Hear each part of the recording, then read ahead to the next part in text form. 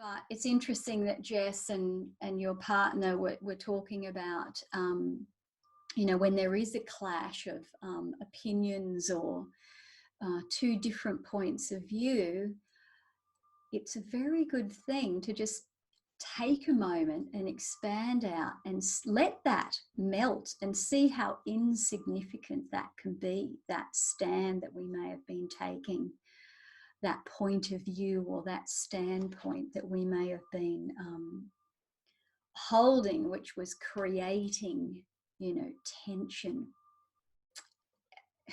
We're all the same when we melt back into consciousness.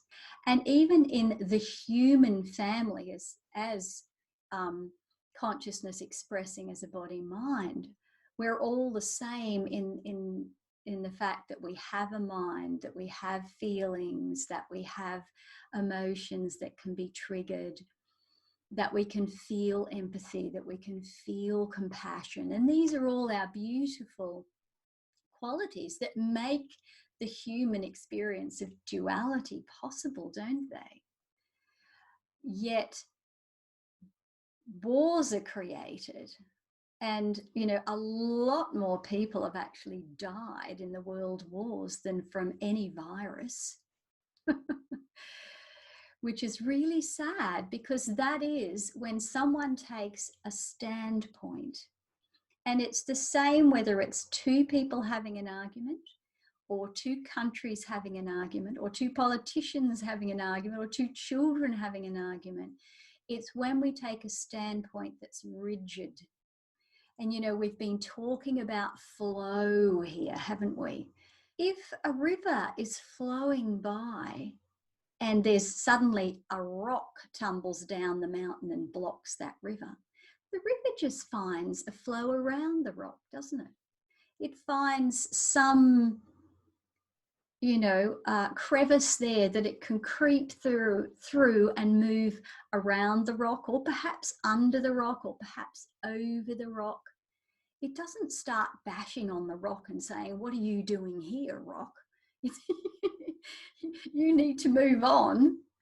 No, it allows the rock to then become part of the new watercourse. It's a new feature that's arrived.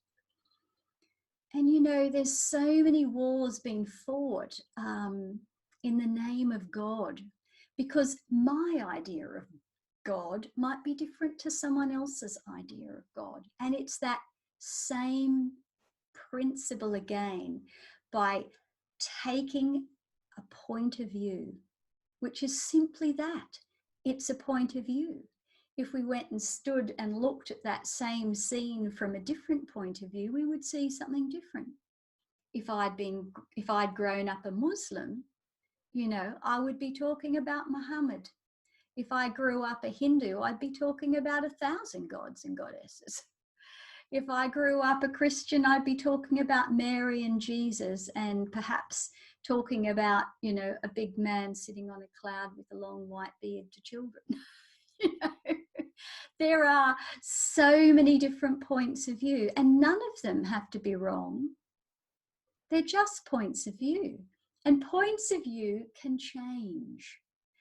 You may have had that experience yourself in life, where once upon a time you thought this, and then later on in life you saw, I see that differently now. I think every relationship, when two people from completely different lives come together, there is going to be a period of, you know, a little bit of a tug of war, isn't there? Particularly when we're invested in the fact that we're a body mind. I'm a body mind, and these are my beliefs. But if we can come in relationship where I consciousness express through a body mind, and I see that there are many beliefs to be had, these are my preferences, I allow you yours. And if those preferences fit nicely together, then perhaps we can cohabitate nicely. But that beautiful flexibility allows that. And the wonderful thing, of course, in relationship is that ability to drop it. Yeah, related to what you've just been talking about, I was reflecting on something this morning, which I haven't got a specific example, but it's about when you feel judged by someone, and you know the feeling that arises when you, because of that judgment, is quite often difficult to shake off, I find. What is it that reacts? Well, I suppose it's a thought, isn't it? It's my mind is. What is it that responds?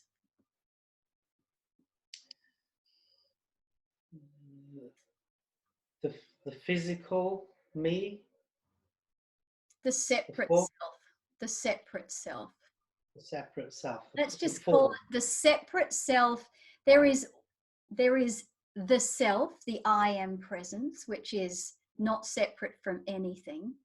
And then there is the separate self, which is identified with a point of view, with beliefs, with history, with trauma, with, you know, the whole history of that separate self. So we'll call that the separate self. And then we'll call the I am presence or the true self, okay, which is the one thing that's going on here, which is where we're directing our attention in this work in non-duality, is coming back to that. It's always the separate self that wants to defend, that holds beliefs, that holds points of view. It's always the separate self that feels hurt, because if we are in the state of awakeness, of absolute and utter presence, then nothing can touch us. Nothing can touch. Okay. Someone can say something. It's like Jesus was in that state when he turned the other cheek, you know, and, you know, the Buddha. Okay. Just sitting through all of it. So we know that we've slipped back into absolute identification with the separate self, which is what we're trained to do, Girish, from birth. So there's no feeling bad about this. We all have done it and we all do it. But what we're doing here is we're learning that we don't have to live that way. We don't have to live totally invested in the body, mind, in the history, and reacting to traumas which may have happened years and years ago. Okay. If we leave the past in the past and the future to unfold as it does, and all the energy and attention is absolutely now in the present moment, as consciousness on that leading edge of creation, right here, right now, there's very rarely anything wrong. But we can have different experiences, and some of those experiences can be painful. You know, I might have just gashed my arm, so that's going to be painful. Now, if I gash my arm and someone says, "You're a bloody idiot," and then I react to that, it was just, you know, like, and start to defend. What is it that needs to defend itself? It's always the separate self, because it is as it is. There is a gash in the arm. That's the reality. It needs to be dealt with. Don't know if that's, exactly what you meant, but it's always the separate self. And if there's ever any feelings of hurt, betrayal is another really deep one of hurt. So when betrayal comes up, that's one of the last ones that we can clear because it's so intense. But betrayal is also the separate self, because there was an expectation that you were this to me, or they were that to me. And there's an expectation on how that other person should treat you, should speak to you, etc., etc. So again, it's a standpoint, isn't it? It's a tough line. Yeah, I think it becomes tough when, say, for example, the individual who's judged me is then responding based on that judgment towards me. That's the toughie, because it's like there's either a misunderstanding or whatever it is. Yeah, but you are responsible for where your awareness is placed, not theirs. And we just have to let go of that. We are not responsible. We're not in control. There can be no expectation on another person. As soon as we place an expectation on a person, an event, anything, we're setting ourselves up, the separate self up, for hurt, for failure, for whatever. And that's what happens in relationship. Whenever there's like a clash in any form of relationship, you know, whether it's a friendship or a chance meeting or your lover or whatever, it's always separate self against separate self. But if separate self comes in against consciousness, this is what happens. And if you've ever done any martial arts, like then in martial arts, what we do with Aikido is someone comes to attack you, you use that energy and let it flow through, and basically they just fly past.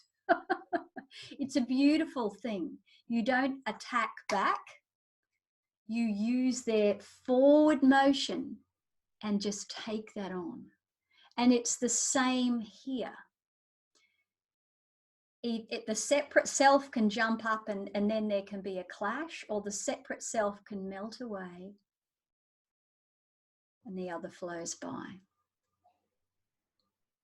And it really works. It absolutely, you are in a state of freedom. The other person can be in a frenzy if they want to be. But if there's no separate self here to get involved in that, there's just a feeling of compassion usually for that person. Like you can see that they're suffering. You can see that they're really stuck in a rigid belief. Or you can see perhaps that they're judging you on what you did yesterday. And guess what? In this moment, it's a new moment. You're not the same you that you were yesterday, so to speak. You know, there has been perhaps a transformation. You've dropped into awakeness now. You see? And I totally know it works because I practice it. Well, it just becomes a way of living after a while. But every now and then, guess what? The separate self will still come up, and you'll still have to recognize that and just go, okay, melt it away, because it will always cause struggle.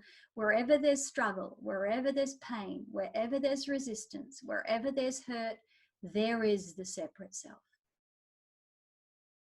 It doesn't occur when the separate self is not there with a standpoint. It just doesn't. Because everything, and of course it's hard in some instances. You can still have preferences. Okay, I don't like that, so I choose not to be there. I'm just having a look at what Sarah's written. The healing mirror is the healing in understanding our response are given exactly what we need in each moment. The healing mirror is to me to see that I am you and you are me. And when we see and when we observe life and we see that that life is also flowing here. So it's a powerful thing. Girish? Yeah, that makes sense. Thank you. As I often say, you know, you'll fall in the doo-doo again because the separate self is always trying to reassert itself. Always trying to reassert itself. And you'll keep falling in it until you don't. Until you do less and less and less. And those gaps get wider and the peace gets longer. And the compassion and understanding for others, you know, forgive them. They know not what they do. And that includes here as well. Okay. Thank you.